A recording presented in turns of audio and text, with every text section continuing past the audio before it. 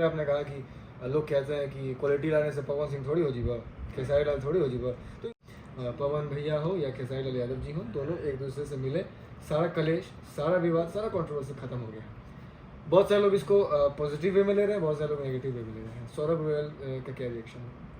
हर कोई पवन सिंह थोड़ी हो सकता है, मतलब जैसे विभांशु तिवारी जी हैं, उनके वीडियोस बहुत अच्छे होते हैं। बिल्कुल बिल्कुल। वो लोग चाहते हैं कि मेरे चैनल का एक गाना, वो वीडियो, मेरे इस गाने का डायरेक्शन उन्होंने नहीं किया है, तो इतना खूबसूरत वीडियो बनाने के पीछे उनका बहुत बड़ा रोल रहा है। तो अब वो भी एक शोकेस प्रोडक्ट है, वो रहना ज़रूरी है। वो मार्जिन और वो दूसरी साइन कर रखे दो मूवीज़। जब आपको पता है कि पीवीआर में या किसी मल्टीप्लेक्स में एक मूवी भोजपुरी चलनी है, तो बनाने वालों को हिम्मत तो वैसे मिल जाएगी यार, एक शो तो कंफर्म है ना। ये मोहब्बत जेनुअनली हुई है और लंबे टाइम तक चलेगी, तो मेरे साथ खुश होने मैं ये बार बार अभी एक पिछले इंटरव्यू में भी कहा है मैंने, और इस बार भी कह रहा हूँ कि अगर ये दिल से हुई है और सच्चे दिल से हुई है, तो इन दोनों भाइयों को मेंटेन करना चाहिए। मेरे दोनों बड़े भाई हैं, मैं छोटा भाई हूँ, तो मैं उम्मीद करता हूँ मेरे दोनों बड़े भाई ऐसे जुड़े रहे, मिले रहे, प्यार से रहें और क्या चाहिए। नमस्ते, कैसे हैं आप सब? मैं आपका भाई शुभम और वेलकम है मेरे चैनल में, मेरे ऑफिशियल चैनल में। और साथ में आज जुड़ चुके हैं सबसे पहले तो बहुत ही हेल्पिंग नेचर के हैं भैया, बहुत अच्छे हैं, बहुत अच्छे से कोऑपरेट करते हैं सबको। और मैं आज इंटरव्यू करूँगा इनका, एक बार हम लोग शायद कर चुके हैं, एक बार और मिले हैं भैया आज रिंकू भैया के बर्थडे में, हम लोग गया में मिले हुए हैं। तो सबसे पहले तो सौरभ रॉयल भैया का स्वागत है रॉयल तरीके से। कैसे हैं? मैं बहुत बढ़िया, बताइए। मैं भी चकाचक हूँ। मैंने पिछले इंटरव्यू में पूछा था ना रॉयल, हाँ, रॉयल का मतलब रॉयल क्यों, टाइटल रॉयल क्यों? सिंह काम करने का स्टाइल है, सोचने का स्टाइल है, नहीं जात ये हमने काम से कर्म को पहचान बना लिया है। रॉयल एक काम करने का तरीका, सोच है। कोई भी चीज़ करनी है तो भोजपुरिया जो एक समाज है उसको रॉयल बनाना है, उसको पूरी दुनिया में रॉयल तरीके से प्रस्तुत करना है। तो मैंने सब कहा कि कर्म को ही अपना वो बना लेते हैं, सरनेम बना लेते हैं। क्या बात है। बहुत ही डैशिंग से लुक में नजर आ रहा है। भैया का गाना भी रिलीज हुआ है ग्लोबल म्यूजिक जंक्शन से, जवानी के गिरिया। जवानी के गिरिया बहुत ही सुंदर सॉन्ग है। भैया ने अपने बर्थडे के दिन ही उस गाने को लॉन्च किया था और बहुत अच्छी लॉन्चिंग पार्टी थी। अफसोस हम लोग नहीं पहुंच पाए थे। मुझे बुरा है, मुझे भी अफसोस है इस बात का, और अगली पार्टी में आप लोग जरूर आएंगे। बिल्कुल। गाने को लेकर क्या कहना चाहेंगे? क्वालिटी गाने के देखिए, एक नंबर गाना, एक नंबर, नो वल्गैरिटी, एकदम जबरदस्त। 26-27 घंटे के अंदर गाना इंस्टाग्राम में ट्रेंडिंग में आ गया। अच्छा। और अच्छा खासा व्यू चल रहा है, मिलियन होने वाला है, तो बहुत प्यार मिल रहा है इस गाने को। गाने के अंदर एक्सपेरिमेंट किया गया था, वीडियो बहुत अच्छे लेवल पे किया गया है, बहुत पसंद आ रहा है लोगों को। एक फ्रेम की चर्चा हो रही है। पहला ऐसा गाना जिसमें लोग बता रहे हैं अरे वो वाला फ्रेम है ना गाड़ी के पीछे वाला। तो अगर आप सब इंटरव्यू देख रहे हो तो एक बार गाना जरूर खोलिएगा, बिल्कुल सौरभ रॉयल। मेरे बाकी गाने भी देखिएगा, आपको कुछ हर गाने में कुछ ना कुछ अलग देखने को मिलेगा। अच्छा, सब लोग देखता हूँ मैं इंडस्ट्री, जो भी सिंगर्स हैं, आप भी स्ट्रगल ही कर रहे हो इंडस्ट्री में, बहुत सारे लोग स्ट्रगल कर रहे हैं नेम फेम बनाने के लिए। तो भैया जैसे लोग आते हैं इंडस्ट्री में, घोड़ी, चोली, साया, ये सारी वर्ड्स यूज़ करके अपने गाने ब्लॉकबस्टर कराते हैं, लेकिन एक तरफ मैं देखता हूँ सौरभ रॉयल भैया को कोई ऐसा शब्द नहीं, अच्छे गाने लाते हैं। आपको शौक नहीं है कि मैं भी घोड़ी घोड़ी गाया? देखो, सस्ती लोकप्रियता के पक्ष में कभी नहीं रहता। अच्छा।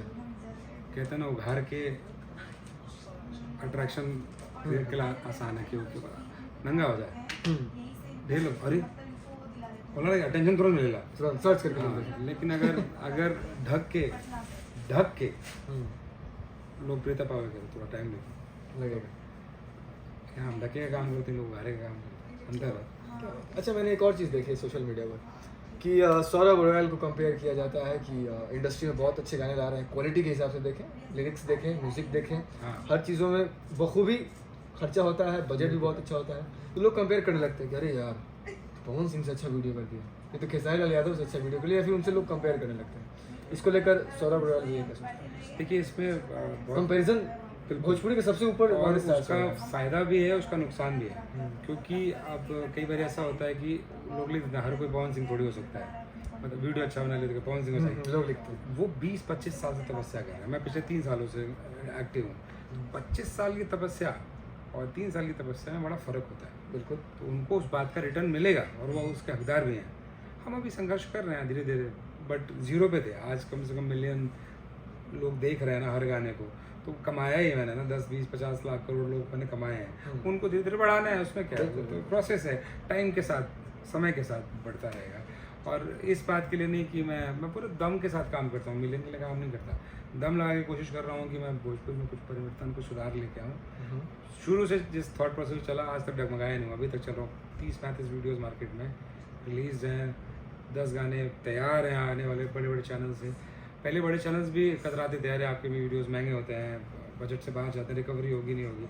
अब वो समझते हैं कि हर चीज़ रिकवरी के लिए नहीं होती। आप किसी दुकान में जाते हैं, वहाँ पे सस्ती ब्रांड भी होते हैं चाय के, और टाटा टी भी रखा जाता है। हर कोई टाटा टी नहीं खरीदता है, लेकिन रखना पड़ता है क्योंकि अच्छे ग्राहक भी आते हैं जो टाटा टी ही खरीदेंगे।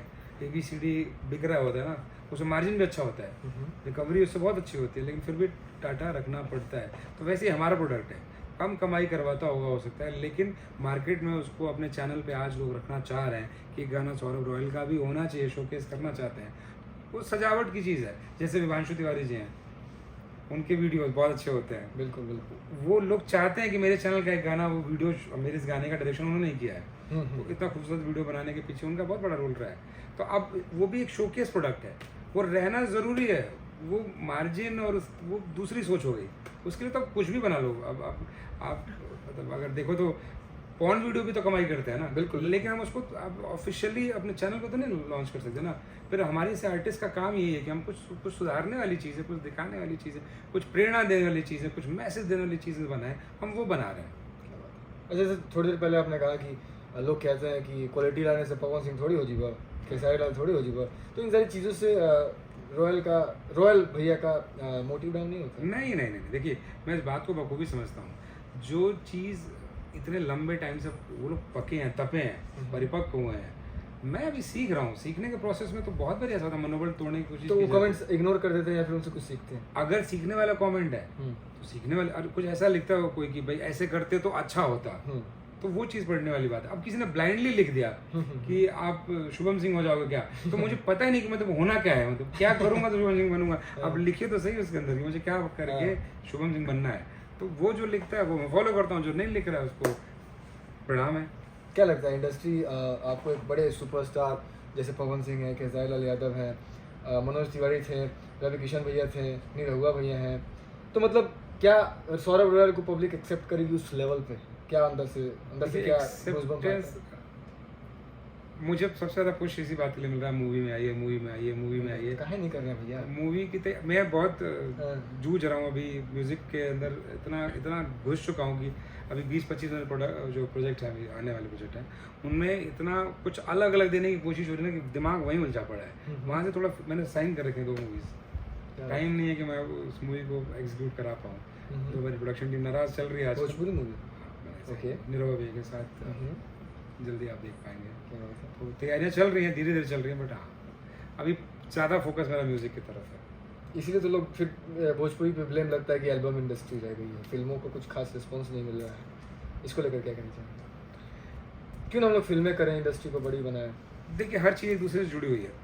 अगर वैसी ऑडियंस तैयार होती है, भोजपुरी का जो कटा हुआ वर्ग है, जो धनी परिवारों से आते हैं, जो PVR मल्टीप्लेक्सेस मूवीज़ देखते हैं, अगर वो ऑडियंस वापस से जुड़ जाए, भोजपुरी वो डिमांड करने लगे कि वो भोजपुरी देखना है। जैसे महाराष्ट्र में हर PVR को मैंडेटरी है कि आपको, जहाँ तक मैंने सुना है, हर थिएटर में एक शो आपको वहाँ की रीजनल लैंग्वेज यानी कि मराठी में आपको एक मूवी चलानी ही चलानी है। यूपी बिहार में ऐसा रूल लेके आ जाइए, आप झारखंड में ऐसा रूल लेके आ जाइए, जब आपको पता है कि PVR में या किसी मल्टीप्लेक्स में एक मूवी भोजपुरी चलनी है, तो बनाने वालों को हिम्मत तो वैसे मिल जाएगी यार, एक शो तो कंफर्म है ना। अभी तो डर ये लगता है बना दें, अच्छा प्रोडक्ट बना दें और चलेगी नहीं, उस जगह पे पहुंचेगी नहीं, लोग देखेंगे नहीं, तो इन्वेस्टमेंट के लिए हर कोई डरता है। ये एक वजह है। तो एक दूसरे से जुड़ी हुई चीज़ें हैं। थोड़ा सरकार को भी आगे आना होगा इस बात को थोड़ा स्ट्रांगली, और जनता को भी डिमांड क्रिएट करनी पड़ेगी, हाँ हम अच्छी मूवी देखना चाहते हैं। तो उस तरीके से जब मनोबल बढ़ेगा तो मूवी भी बनेगी, जब गाने बन रहा है तो उसमें कोई बड़ी बात नहीं है। अच्छा, एक भोजपुरी में भी मिलन समारोह भी हुआ है, देखें पवन भैया हो या खेसारी लाल यादव जी हो, दोनों एक दूसरे से मिले, सारा कलेश, सारा विवाद, सारा कंट्रोवर्सी खत्म हो गया। बहुत सारे लोग इसको पॉजिटिव वे में ले रहे हैं, बहुत सारे लोग नेगेटिव वे में ले रहे हैं। सौरभ रॉयल का क्या रिएक्शन है? सही हुआ कि गलत हुआ? नहीं, मिलना तो अच्छी बात है, बट हाँ मेरे को आश्चर्य जरूर हुआ था, अचानक से दिखा ना। लेकिन जितना कंट्रोवर्सी हट होती है कि मिल रहे हैं, मिल जाएंगे, कुछ पता चलता न्यूज़ आती है तो आप प्रिपेयर होते हो। अचानक से मिले तो थोड़ा सरप्राइज हो कि ये क्या हो गया, मतलब ये कैसे हो गया, क्या हो गया तो नहीं, कैसे हो गया, तो ऐसा क्या हुआ कि अचानक से दोनों भाइयों में इतनी मोहब्बत हो गई। तो बट हाँ, अगर ये मोहब्बत जेनुअनली हुई है और लंबे टाइम तक चलेगी तो मेरे ज़्यादा खुश होने मैं ये बार बार अभी एक पिछले इंटरव्यू में भी कहा है मैंने और इस बार भी कह रहा हूँ, अगर ये दिल से हुई है और सच्चे दिल से हुई है तो इन दोनों भाइयों को मेंटेन करना चाहिए। मेरे दोनों बड़े भाई हैं, मैं छोटा भाई हूँ, तो मैं उम्मीद करता हूँ मेरे दोनों बड़े भाई ऐसे जुड़े रहे, मिले रहे, प्यार से रहें, और क्या चाहिए। फेवरेट कौन? फेवरेट देखिए दोनों अपने अपने अलग अलग कामों के लिए जाने जाते हैं। कौन भैया को मैं गायकी के लिए पसंद करता हूँ और खेसारी भैया को मैं उनकी मेहनत और हार्डवर्क के लिए मैं दोनों से सीखता हूँ। हार्डवर्क करना है, मेहनत करना है, कैसे बिना सोए बिना खाए बिना पिए काम करा जाता है।